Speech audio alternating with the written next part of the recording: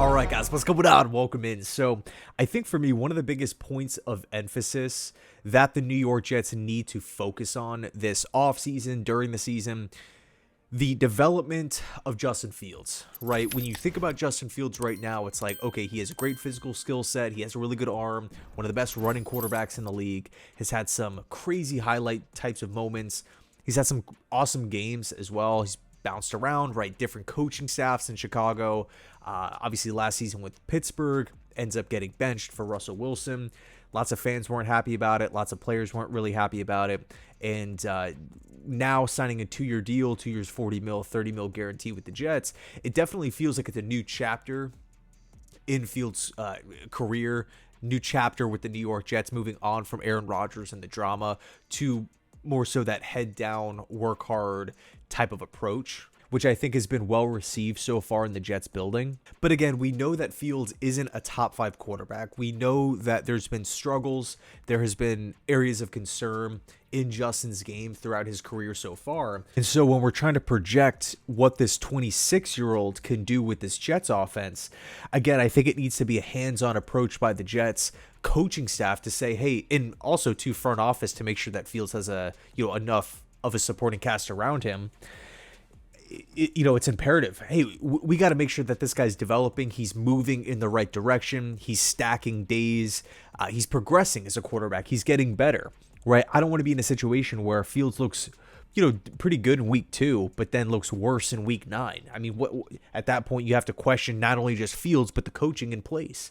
So one of my favorite things about this Jets coaching staff so far, and of course, Darren Muji, it really feels like they have good self-awareness. And when they accepted the job, they knew exactly the strengths and the weaknesses of this Jets team. And that's been really, really encouraging as a fan to kind of hear these pressers, hear these quotes, read these articles about Aaron Glenn and whatnot so far through the process.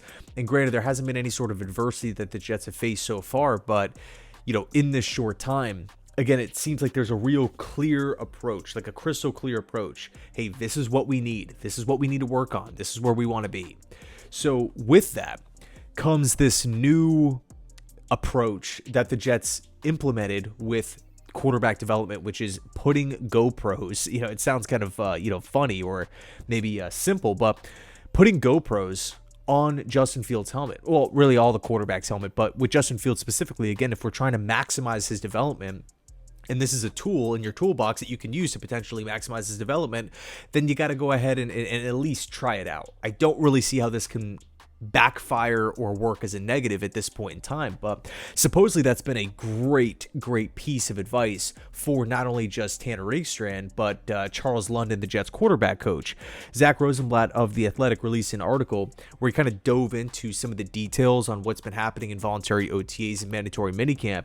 And there was actually a pretty decent, a pretty big section about this whole, quarterback development, GoPro style of approach. Let's dive into it. Rosenblatt reported after each practice, Tanner Engstrand and Charles London are able to sit with Fields and go through each play to see what Fields did, where he was looking, and how and why he made decisions on certain passing plays. It's also been useful in offering a different perspective to show other position groups too, because they can hear everything, including the calls Fields is making. Now, Justin Fields' take on it is it's kind of cool. It's my first time ever doing it, but it's definitely cool. Just basically hearing the play call again and kind of just going through, making sure you're doing everything within the process of the play. I like the GoPro a lot. Here's Tanner Engstrand's take. It's what's your pre-snap process? You break the huddle. What are you looking at? What are we keying? Are we looking in the right areas? What's the concept? If it's a pass play, am I looking in the right spot? There's all sorts of things to talk about with that. And so again, I'm not going to sit here and try to make a big deal about the GoPro camera on quarterback's helmet, but I do think it speaks to, again, the understanding from the Jets coaching staff. Hey, we got a young quarterback with a lot of upside here. He's flashy, he's made plays.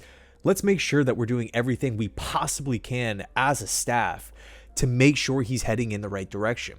And if this is available, let's try it out here.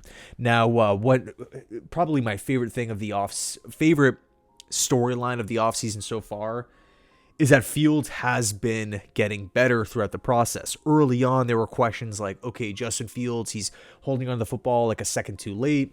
my personal takeaway on it was, okay, we know Fields isn't like this top 5 elite level quarterback. Of course, there's going to be mistakes, and there's going to be, areas where you can look at and say, I wish I had that throw back or that play back, that sack back or something. But he's learning a new offense. Year one of a brand new team with a brand new coaching staff doing it for the first time as well. So, of course, like, the expectation cannot be Justin Fields better go 13 of 14 for 3 touchdowns in a mandatory minicamp practice, like early June. You know what I mean? So there was that whole segment of it, but then you have this other segment where it's like Fields isn't being hit. There's no contact allowed at these practice. It's not like Will McDonald is flying off the line of scrimmage and spearing Justin Fields into the turf. If the QB knows that they're not going to be getting hit, there's not that subconscious clock going off in your head like, I got to get rid of the ball right this second. Especially in this portion of the offseason. So then you're factoring in that Fields is a running quarterback.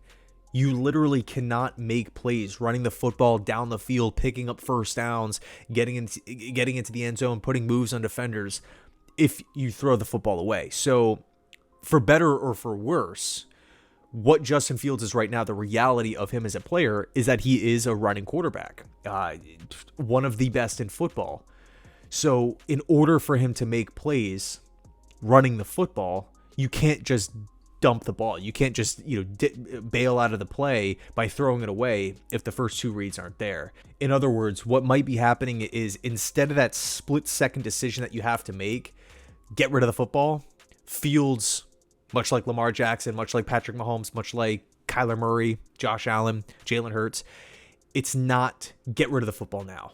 It's not like Breeze. It's not like Brady. It's not like, Matt Ryan, some of these other like immobile pocket passers. It's maybe let me hang on to it for a second because there could be something later on, either a little bit better or I can maybe make something happen with my legs. Just my 2 cents, but according to Rosenblatt here, Fields has been improving in a lot of different areas. So he goes on to say, it's only OTAs and minicamp where Fields can't be touched and there isn't tackling, but he showed a lot of progress throughout the spring. If he was holding on to the ball too long at the start of OTAs, he was making quicker decisions by the end of minicamp. He's thrown dimes like a 50-yard bomb to Garrett Wilson, followed by a throw in the back of the end zone to Josh Reynolds with pinpoint accuracy.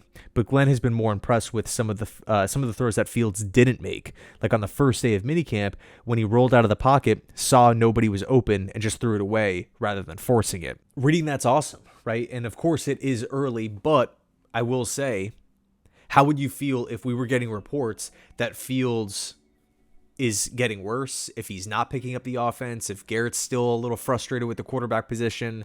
I mean, there are teams out there, there are quarterbacks out there, young quarterbacks out there, where you dive into reports like these and the reviews aren't so great. The reviews are, oh, yeah, he's going to need a lot of work.